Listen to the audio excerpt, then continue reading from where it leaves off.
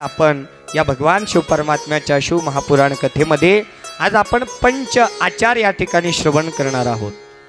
पंच आचारामध्ये पहिला आचार आहे तो म्हणजे लिंगाचार।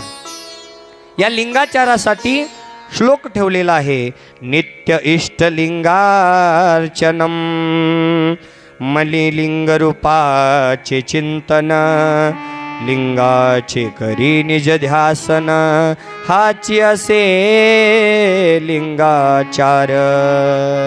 नित्य नेमाने जो इष्टलिंग पूजा करतो, ज्याच्या जीवनामध्ये रोज सकाळी उठल्यानंतर सकाळी स्नान केल्यानंतर लिंग पूजा केल्याशिवाय पाणी सुद्धा पित नाही, जो सतत त्या इष्टलिंगाचे मनामध्ये चिंतन करतो, त्याचा ध्यास धरतो, तो लिंगाचाराला प्राप्त होतो असं म्हणतात। पंचाचारामध्ये पहिला आचार आहे तो म्हणजे लिंगाचार। आपण त्या इष्टलिंगाचं नित्यनेमाने त्या ठिकाणी पूजन केलं पाहिजे, मग ब्रेकफास्ट, मग पुढील कामं आपण केले पाहिजे। नाहीतर काही जणांचं आंघोळीच्या आधी एकदा नाश्ता आणि एकदा जेवण होतं म्हणा, ते इथं आपल्याला सांगितलेलं नाही, ती दरिद्रतेची लक्षणं आहेत। लिंगाचार, नित्यनेमाने इष्टलिंगाची पूजा चुकवायची नाही, काहीही होऊ द्या, कसलाही प्रसंग असू द्या। वीरशैव लिंगायत धर्मामध्ये आपण जन्माला आलेलो आहोत, आपल्यासारखा भाग्यवान नाही, आपल्याला कसलाच विटाळ नाही, ही पहिली गोष्ट तुम्ही ध्यानामध्ये ठेवा। कपाळाला विभूती लावली की तुमचा विटाळ चांडाळ मिटला। मग त्याच्यासाठी 3 दिवस नाही आहेत, 11 दिवस नाही आहेत, 13 दिवस नाही आहेत, काही नाही आहे।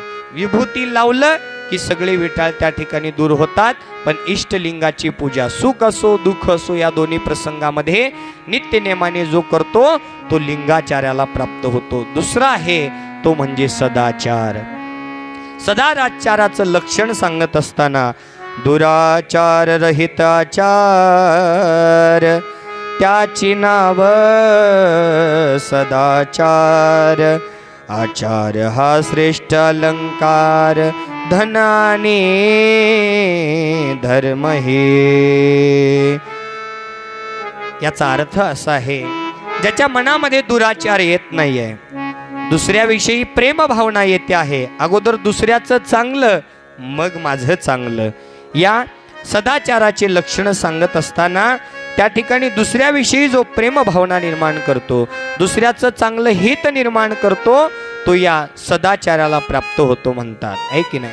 जो व्यक्ती दुसऱ्याच्या चेहऱ्यावर आनंद निर्माण करण्याची क्षमता ठेवतो, जो मनुष्य दुसऱ्याच्या चेहऱ्यावर आनंद निर्माण करण्याची क्षमता ठेवतो, त्याच्या चेहऱ्यावरचा आनंद ईश्वर कधीच कमी होऊ देत नाही, हे त्रिवार सत्य आहे।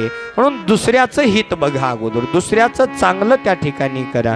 भला किसी का कर न सको तो, बुरा किसी का मत करना, पुष्प नहीं बन सकते तो तुम, काटे बन कर मत रहना, काटे बन कर मत करना रहा, आहे की नाही। एखाद्याचं भलं नाही करता आलं तरी चालेल, पण एखाद्याचं वाईट तरी चितू नका। आणि बरेच जण या कलियुगामध्ये आपल्या दुःखामुळे दुःखी नाही आहेत, दुसऱ्याचं सुख पाहून त्यांना त्रास होऊ लागलेला आहे। बरेच जणाला या कलियुगामध्ये दुसऱ्याचं सुख पाहून काही जणांना दुःख होत आहे, म्हणून अगोदर दुसऱ्यांचं सुख व्हावं, दुसऱ्यांना आनंद मिळावा, दुसऱ्याचं चांगलं व्हावं, ही भावना तुमच्यात ठेवा। देव तुमचं चांगलं केल्याशिवाय राहणार नाही, म्हणून त्या देवाकडे धावा करा, आहे की नाही। असं एकमेकांना त्रास देऊन जीवन जगू नका। सदाचाराचं लक्षण आहे दुसऱ्याचं हित व्हावं, ही भावना या पंच आचरणातील दुसऱ्या आचाराची सदाचाराचं लक्षण आहे। तिसरा आचार आहे तो म्हणजे शिवाचार। आणि हा शिवाचार काय सांगतो आहे, पंचकृत्याचा करता शंकर, त्या विनगती अनुमात्र, नसे हे जाणणे साचार, हाची शिवाचार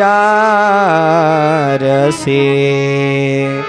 शिवाचाराचं लक्षण भक्तांच्या अंगी कशा प्रकारे असलं पाहिजे, भक्त कसा असला पाहिजे। पंच ज्ञानेंद्रिय, पंच कर्मेंद्रिय, पंच महाभूत, या जगामध्ये जेवढं काही चिरटा मुंग्यापासून महाकाय हत्तीपर्यंत या पंचमहाभूतांची निर्मिती करणारा माझा भगवान शिव परमात्मा आहे। त्या देवादी देव शंभू महादेवालाच श्रेष्ठ म्हणणारा हा या शिवाचाराला प्राप्त होतो आहे, असं मन्मथ माऊलीने आपल्या समोर या शिवाचाराचं लक्षण ठेवलेलं आहे. शिवाला सोडून दुसरं काही नाही. दक्ष प्रजापती सुद्धा यज्ञ करायला गेला होता महादेवाला सोडून. झालं काय? दक्ष प्रजापती यज्ञ करू गेला, शिरछेद झाला तयाचा की. चंडादी सद्भक्त वधुनी पितर, पावले सत्वर मोक्षपदा. शिवभक्ती विन केले जे सत्कर्म, तरी ते दुष्कर्म होय पहा. शिवदास म्हणे असार संसार, शिवनाम सार तया माझी. काय म्हणताहेत संत? दक्ष प्रजापती महादेवाला जावयाला सोडून यज्ञ करायला गेला होता. काय झाला? शिरछेद झाला. धडापासून मुख वेगळं झालं. त्या कथा आपण योग आला तर पुढच्या वर्षी ऐकणार आहोत. या ब्रह्मांडामध्ये श्रेष्ठत्व जर कोणाला असेल तर देवादी देव शंभू महादेवाला आहे. इतर देवांनी दिलेलं दान काही काळपुरतं, काही काळापुरतं सुख देतं, पण माझ्या महादेवानी जर एकदा दान दिलं तर शेवटच्या क्षणापर्यंत तुम्हाला कमी पडणार नाही. अशा त्या देवादी देव महादेवांचा लीला आहे. आणि त्या महादेवाला श्रेष्ठ जो मानतो तो या पंचाचारामध्ये शिवाचाराला प्राप्त होतो. पंचाचारामधील चौथा आचार आहे तो म्हणजे गणाचार.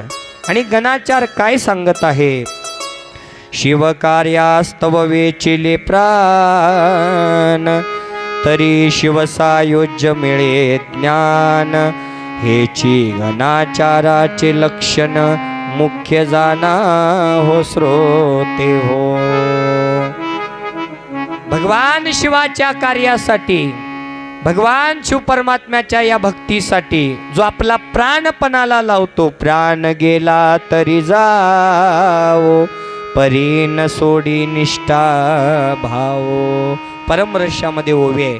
प्राण गेला तरी चालेल, पण निष्ठा जो भाव आहे, भगवान शिवाविषयी जो प्रेम भाव आहे तो सोडला नाही पाहिजे. पण आहेत शिवाच्या कार्यासाठी प्राण गेला तरी जाओ, पण या शिवाचं कार्य झालं पाहिजे ही भावना ज्यांच्या अंतःकरणात आहे ते पंचाचरणातील या चौथ्या आचाराला, गणाचाराला प्राप्त होत आहेत. या पंचाचारातील सगळ्यात शेवटचा आचार तो म्हणजे भृत्याचार. आणि तो भृत्याचार काय सांगतो आहे बघा. मी आहे सर्वांचा सेवक, त्या गुणिया सर्व लौकिक. सेवा करीन नम्रता पूर्वक, हा असे भृत्य भाव. मी मालक नाही आहे, मी सेवक आहे. मालक तो तिथं बसलेला आहे. काल मी एका बाबांचं शब्द ऐकलोय. दर्शनाला आल्यानंतर आमचे नागोराव पाटील ओळख करून देत होते. हे आमचे सप्ताह कमिटीतले अमुक, हे आमचे सप्ताह कमिटीतले ते तमुक. ओळख करून देत असताना त्या बाबांचं मला नाव पाठ नाही आहे, पण मी बारीक बारीक गोष्टीचं लक्ष ठेवतो बरं का. हे महत्त्वाचं आहे. आणि त्यांनी मला एक शब्द खूप छान बोललेला आहे. ते म्हणले आम्ही मालक नाही आहेत, मालक तिथं बसलाय म्हणजे तो कपिलेश्वर. आम्ही त्यांची सेवक आहे. त्यांच्यासाठी एकदा जोरदार टाळ्या वाजवा बरं का. त्यांनी मला बोललेलं आहे काम करून घेणारा तो तिथं आहे, आम्ही फक्त त्याचे सेवक होऊन काम करत आहोत. आणि जो सेवक ही भावना त्याच्या जीवनामध्ये आहे ना, तोच त्या ठिकाणी या पंचाचारातील भृत्याचाराला त्या ठिकाणी प्राप्त होतो.